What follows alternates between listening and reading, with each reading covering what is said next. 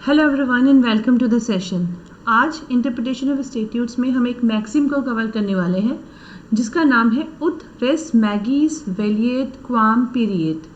अब ये जो मैक्सिम है ये देखने में बहुत ज़्यादा बड़ी लग सकती है, लेकिन मैं आपको छोटा सा एक एग्जाम्पल दूंगी। आप देखिए, अभी तक हम जिंदगी भर बहुत सारे एग्जाम से गुजरे हैं। एग्जाम में वो लाइफ के पर्सनल एग्जाम की बात नहीं करी हूँ, ये अपने जो हमारे जो एजुकेशन के एग्जाम्स होते हैं उसी से रिलेटेड बात करी हूँ। जब हमारे सामने क्वेश्चन पेपर आता है और हमें उस क्वेश्चन पेपर में से कुछ भी नहीं आए, मतलब ऐसे क्वेश्चन हमारे सामने हैं कि हम ब्लैंक हैं कि पता नहीं आ कहाँ से गए हैं, तो उस वक्त आप क्या करेंगे? सारी की सारी शीट जो है वो ब्लैंक छोड़ के आ जाएंगे, या फिर आप उस वक्त ये सोचेंगे अच्छा कोई बात नहीं, ये नहीं आता, इसमें मुझे ये टॉपिक दिखाई दे रहा है, एटलीस्ट ये दिखाई दे रहा है ना, इस पे मुझे जितना कंसेप्ट आता है उतना मैं लिखाऊं। आप यही करोगे, है ना? पूरे का पूरा शीट जो है ब्लैंक नहीं छोड़ के आओगे, जितना आता है उतना आप लिख के आओगे। बस यही है उतरस मैगीज वेलियत क्वाम पीरियड।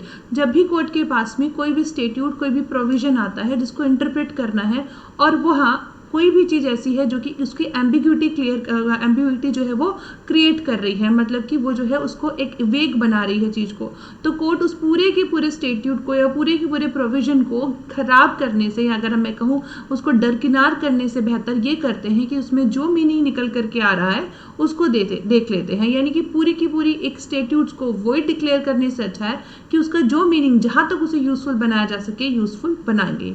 इसी तरीके से एग्जाम्पल के तौर पे हम एक बच्चे होते थे, तो जब हम छोटे होते थे तो हम लोग एक एक्सरसाइज करते थे जिसको कहते थे कि बेस्ट आउट ऑफ वेस्ट। तो यानी अगर हमारे पास कोई वेस्ट चीज भी रखी है तो हम उसको बेहतर बना सकते हैं, क्या उसको क्या हम यूजफुल बना सकते हैं। कि वो एक्सरसाइज हमें बचपन से सिखाई जाती है कि मतलब अगर कोई भी चीज खराब भी हो गई, चलो खराब छोड़िए, एक दूसरा एग्जाम्पल देखिए, हमारे सभी के घर में न्यूज़पेपर आता है, चाहे नहीं भी आता है तो भी अगर न्यूज़पेपर होता है तो न्यूज़पेपर पढ़ने के बाद क्या सभी लोग उसको कूड़े में फेंक देते हैं? बट ऑब्वियसली बात है नहीं, उसको बाकी और पर्पसेस के लिए इस्तेमाल किया जाता है। जैसे घर में किसी भी जगह पर उसको जो है बिछाने के यूज किया जा सकता है, या फिर उसको कई बार हम जो है अगर हमारे घर में फॉइल पेपर नहीं होता तो खाना पैक करने में भी काम आता है। जो रियलिटी है वो यही है।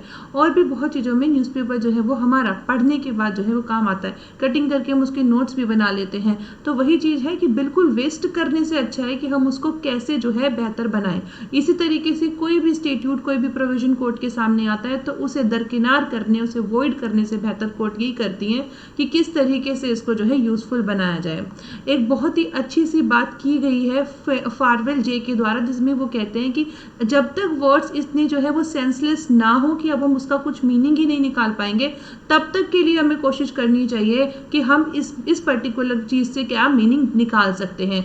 सिंपल मैंने आपको बोला कि अगर न्यूज़पेपर पूरा पानी में बह जाएगा तो वो किसी यूज का नहीं रहेगा, लेकिन जब तक वो न्यूज़पेपर है, वो पेपर है, हम किसी न किसी यूज में उसे लेकर के आ सकते हैं।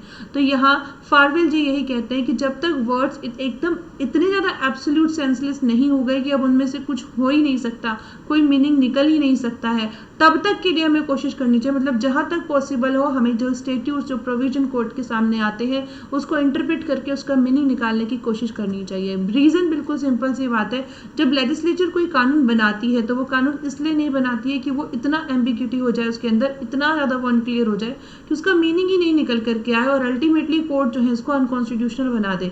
बिल्कुल इस इंटेंशन के साथ लेजिस्लेचर कभी भी कानून नहीं बनाती, क्योंकि कानून बनाने में बहुत लंबा चौड़ा प्रोसीजर जो है वो चलता है।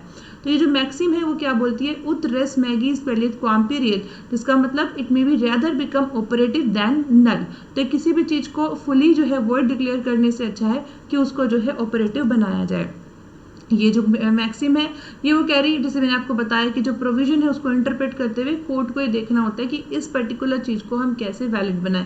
वॉइड की तरफ ध्यान नहीं रहेगा, फ्यूटाइल बनाने की तरफ ध्यान नहीं रहेगा, उसे यूजफुल बनाने की तरफ यहाँ ध्यान रहेगा। तो जब भी एक पर्टिकुलर इनेक्टमेंट के, जब भी एक पर्टिकुलर प्रोविजन के दो मतलब निकल करके आते हैं तो कोर्ट को ये देखना चाहिए कि हम वो वाला मतलब निकालें जिससे कि इस पर्टिकुलर स्टेट्यूट को यूजफुल बनाया जा सकता है।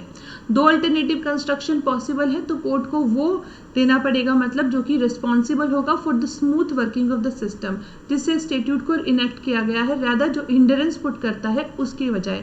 बहुत सिंपल सी बात है, अगर आप कहीं जा रहे हैं और आपके सामने दो रास्ते हैं तो जो रास्ता बिल्कुल सीधा जाएगा, हाईवे होगा, आप वो पकड़ेंगे या वो पकड़ेंगे? वो रास्ता पकड़ेंगे जिसमें आपको पता है कि रास्ते में जो है छोटी छोटी सड़कें भी मिल सकती हैं, कहीं पर आपको जाम भी मिल सकता है, कहीं पर आपको जो है पानी भी भरा हुआ मिल सकता है, आजकल तो वैसे भी बाढ़ है। तो आप कौन से रास्ता जो है चुनने की कोशिश करेंगे जो एकदम स्मूथ होगा या जहाँ रिस्क होगा, और सिंपल सी बात है जो स्मूथ होगा। तो कोर्ट को भी इंटरप्रिटेशन इसी तरीके से करनी होती है। ऑब्जेक्ट क्या है, बिल्कुल सिंपल सी बात है, एक स्टेट्यूट जो इतनी मेहनत के बाद बनता है, इतने ज़्यादा प्रोसीजर के बाद बनता है, उसको किसी तरीके से इफेक्टिव बनाना है, उसे जो है इनइफेक्टिव नहीं बनाना है। जब भी दो इंटरप्रिटेशन हो रही है तो जो उसका नैरोअर है वो नैरोअर अगर ऑब्जेक्टिव अचीव करने में फेल हो जाता है तो कोर्ट उसको ब्रॉडर व्यू में जो है इंटरप्रेट करेगी। तो बेसिकली किसी तरीके से स्टेट्यूट को हमें ऑपरेटिव बनाना है। तो इंटरप्रिटेशन का कोई भी पार्ट जो उसको इफेक्ट नहीं देता है उसको हम कहेंगे कि भाई ऑब्वियसली बात है वो परमिसिबल नहीं होगा। इस तरीके से इंटरप्रिटेशन करना जिससे स्टेट्यूट को इफेक्टिव नहीं बनाया जा रहा है या जिससे स्टेट्यूट्स की अंदर जो है एम्बिग्युइटी क्रिएट की जा रही है, तो उस केस में जो है यहाँ पर ये परमिसिबल नहीं होगा। अब इसको क्यों हम इस चीज़ को जो है फॉलो करें, क्योंकि इसके कुछ प्रिंसिपल है, कुछ प्रिजम्पशन है। जैसे एक स्टेट्यूट्स को हम वॉइड होने की वजह से डिक्लेयर नहीं करेंगे कि भाई ये मतलब अगर हम कहें कि एम्बिग्युइटी है तो उसको हम वॉइड डिक्लेयर नहीं करेंगे, वॉइड नहीं डिक्लेयर करेंगे एम्बिग्युइटी की वजह से, क्योंकि इसी वजह से तो कोर्ट के सामने फिर इंटरप्रिटेशन का क्वेश्चन आता है। अगर ऐसे देख करके सब समझ में आ जाएगा तो इंटरप्रिटेशन ऑफ स्टेट्यूट्स की तो ज़रूरत ही नहीं है। इंटरप्रिटेशन ऑफ स्टेट्यूट्स या सब्जेक्ट ये जो हमने प्रिंसिपल मैगजीन पढ़ रहे हैं उनकी ज़रूरत ही यही है कि जब भी कोई लेजिस्लेचर के द्वारा बनाया हुआ कानून इस तरीके का होता है कि वो क्लियर नहीं हो तो कोर्ट किस तरीके से उसे क्लियर करेगी या किस तरह से कोर्ट जो होगी जो पर्टिकुलर सिचुएशन कोर्ट के सामने होगी उसमें किस तरह से इंटरप्रेट करना है उस स्टेट्यूट को, तो कोर्ट ये देखती है। तो अगर कोई एब्सोल्यूट एम्बिग्युइटी है तो उसकी वजह से किसी भी प्रोविजन को वॉइड डिक्लेयर नहीं किया जाएगा, number one. Number two, court जब प्रोविजन को इंटरप्रेट करने की कोशिश करते हैं तो सबसे पहला ऑब्जेक्टिव कोर्ट ये लेके चलती है कि किसी भी तरीके से इस लॉ को बचाया जाए, कानून को बचाया जाए, लॉ सर्वाइव करे, इसको खत्म नहीं करना है। तीसरी इंपॉर्टेंट चीज है जब भी कोर्ट के सामने प्रश्न उठता है कि स्टेट्यूट को कॉन्स्टिट्यूशनलिटी है या फिर नहीं है, तो कोर्ट यही सोचेंगे कि हाँ ये स्टेट्यूट कॉन्स्टिट्यूशनल ही है। यानी जब कोर्ट के सामने कोई भी एम्बिगुअस प्रोविजन आता है तो कोर्ट सोचने की बजाय या इसे प्रिजम्पशन लेने की बजाय कि ये तो अनकॉन्स्टिट्यूशनल होगा, कोर्ट को इस तरफ चलना चाहिए कि ये कॉन्स्टिट्यूशनल है। चौथी इंपॉर्टेंट बात यह है कि जो इंटरप्रिटेशन का जो हम प्रोविजन का जो इंटरप्रिटेशन हम कर रहे हैं वो लेजिस्लेचर के इंटेंशन के अकॉर्डिंग ही होना चाहिए। और जैसे कि मैंने स्टार्टिंग में ही बोला, कोई भी लेजिस्लेचर कभी ये नहीं चाहेगी कि जो उसने कानून बनाया है अल्टीमेटली वो अनकॉन्स्टिट्यूशनल डिक्लेयर कर दिया जाए। तो उसी डायरेक्शन में बढ़ना है कोर्ट को भी। पांचवा पॉइंट ये है कि जब एक इंटरप्रिटेशन कोर्ट अडॉप्ट कर रही है तो ऐसा कोर्ट को करना होता है कि किस तरीके से जो पर्टिकुलर प्रोविजन है उसको ऑपरेटिव किया जाए, वर्किंग बनाया जाए, जो है वर्किंग बनाना है, ऑपरेटिव बनाना है as per the intention of the legislature. छठी इंपॉर्टेंट बात यह है कि कोर्ट जब इंटरप्रेट कर रहे हैं लॉ को तो उस वक्त कोर्ट का ध्यान ये नहीं रहता कि वो पर्टिकुलर चीज को जो प्रोविजन है उसको रिपील कर दे, ये नहीं रहेगा। मतलब कोर्ट जब भी इंटरप्रेट कर रही है लॉ को और वो जो लॉ बनाए गए हैं लेजिस्लेशन के द्वारा वो रिपील करने का जो है अधिकार लेजिस्लेचर को ही है, कोर्ट रिपील नहीं करेंगे। कोर्ट कॉन्स्टिट्यूशनल अनकॉन्स्टिट्यूशनल डिक्लेयर जरूर करते हैं लेकिन कोर्ट रिपील नहीं करते हैं। कोर्ट क्या करेंगे, इंटरप्रेट करेंगे। तो कोर्ट इंटरप्रेट करते हैं, इंटरप्रेट करेंगे कोर्ट, वह रिपील और जो है उसको कानून को नहीं बनाते, वो काम लेजिस्लेचर का है, एक्सक्लूसिव डोमेन लेजिस्लेचर का है।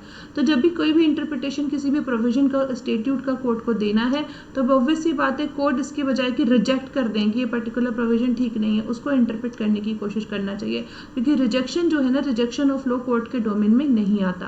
कोर्ट एक लॉ को अनकॉन्स्टिट्यूशनल डिक्लेयर कर सकते हैं लेकिन कोर्ट जो है किसी भी तरीके की एम्बिग्युइटी या अनकॉन्स्टिट्यूशनलिटी खुद से इंट्रोड्यूस नहीं करेंगे। यानी कि कोर्ट एक प्रश्न चिन्ह खुद ही उस प्रोविजन पे नहीं लगाएंगे। इंटरप्रेट करेंगे तो मामले को सही बनाने के लिए और प्रॉब्लम क्रिएट करने के लिए नहीं। इसमें कुछ केस लॉ है, जैसे सबसे पहले Avtar Singh versus state of Punjab 1965 supreme court 666। इस केस में जो क्वेश्चन अराइज हुआ था वो सेक्शन 39 इलेक्ट्रिसिटी एक्ट 1910 का है। सेक्शन 39 इलेक्ट्रिसिटी एक्ट 1910 ये बोलता है कि जब भी कोई व्यक्ति डिसऑनेस्टली एब्स्ट्रैक्ट करता है, कंज्यूम करता है, यूज करता है कोई भी एनर्जी तो मान लिया जाएगा कि उसने आईपीसी के अंदर ही क्राइम करा है। अब वो चोरी कर रहा है, यूज कर रहा है एनर्जी को बिना परमिशन के, तो आईपीसी के अंदर चोरी का है 378 में डिफाइन, पनिशेबल का है 379 में। तो यहाँ पर एक व्यक्ति को चोरी का चार्ज लगा करके उसने जो है चोरी करी है बिजली की और उसको 379 आईपीसी में पनिशमेंट दे दिया कोर्ट ने। लेकिन जब उसने यहाँ अपील करी सुप्रीम कोर्ट के पास में, तो ऑनरेबल सुप्रीम कोर्ट ने यहाँ पर जो है ये पर्टिकुलर जो हमारे पास मैक्सिम है उत रेस मैगिस वेलिएट क्वाम पेरिएट, इसको अप्लाई करा। कोर्ट ने कहा कि देखिए जब पर्टिकुलर सेक्शन 39 है वो ये कहता है कि जो भी इलेक्ट्रिसिटी की चोरी हुई है, कंजप्शन हुआ है, यूज हुआ है बिना परमिशन के, तो वो 379 आईपीसी, यानी वो कह रहा है कि आईपीसी के अकॉर्डिंग ऑफेंस बनेगा, यानी 378 379 में ऑफेंस बनेगा।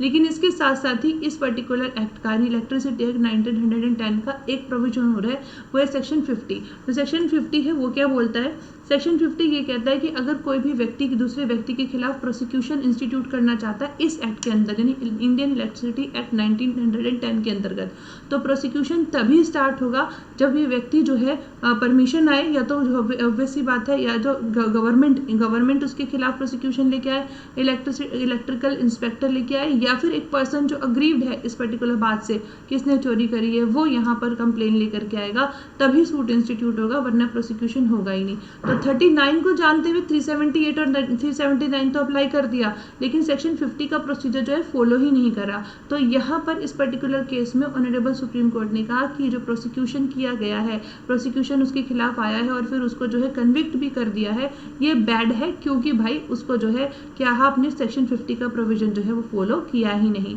तो उत रेस मैगिस वेलिएट क्वाम पेरिएट कैसे अप्लाई हुआ, ऑब्वियस सी बात है, हम इंटरप्रेट कर रहे हैं सेक्शन 50 को सेक्शन 39 के साथ में।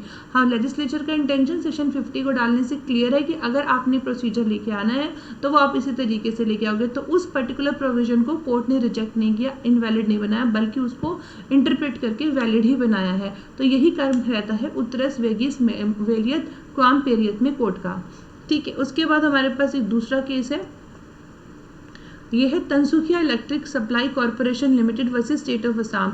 यह ऑनरेबल सुप्रीम कोर्ट ने कहा कि यहाँ पर कोर्ट को हमेशा उसी तरफ झुकना चाहिए जिससे कि एक पर्टिकुलर मैटर को हम कैसे यूजफुल बना सकें, कैसे जो है इसकी अगर कोई अंदर कुछ प्रॉब्लम हो रही है तो उस प्रॉब्लम को कैसे दूर कर सकें।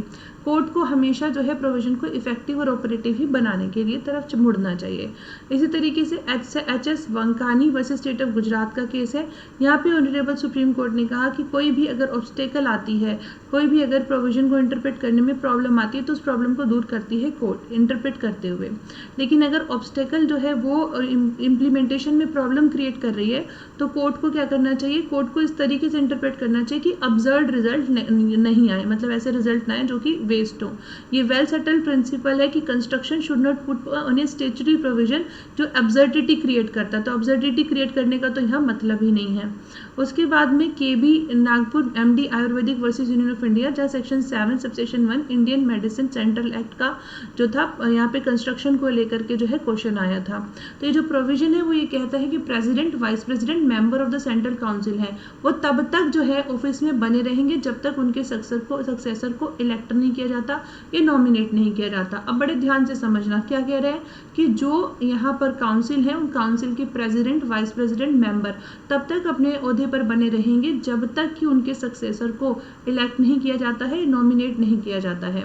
तो यहाँ ये कहा गया कि भाई ये तो अनकॉन्स्टिट्यूशनल हो गया, आर्टिकल 14 और 16 के अगेंस्ट हो गया, लेकिन ऑनरेबल सुप्रीम कोर्ट ने उत रेस मैगिस वेलिएट क्वाम पेरिएट को यहाँ पर अप्लाई किया और ये कहा कि ये प्रोविजन पार्लियामेंट ने इसलिए बनाया है क्योंकि प्रेसिडेंट, वाइस प्रेसिडेंट और मेंबर अगर किसी वजह से इलेक्शन जो है इनके जो सक्सेसर का ना हो पाए तो पोस्ट जो है वो खाली नहीं रहनी चाहिए। क्योंकि अगर इस तरह से होगा, अगर इस तरह से होगा, इलेक्शन नहीं हुए हैं और वो पोस्ट खाली रही है तो बहुत ज़्यादा जो है काउंसिल का काम इफेक्ट होगा।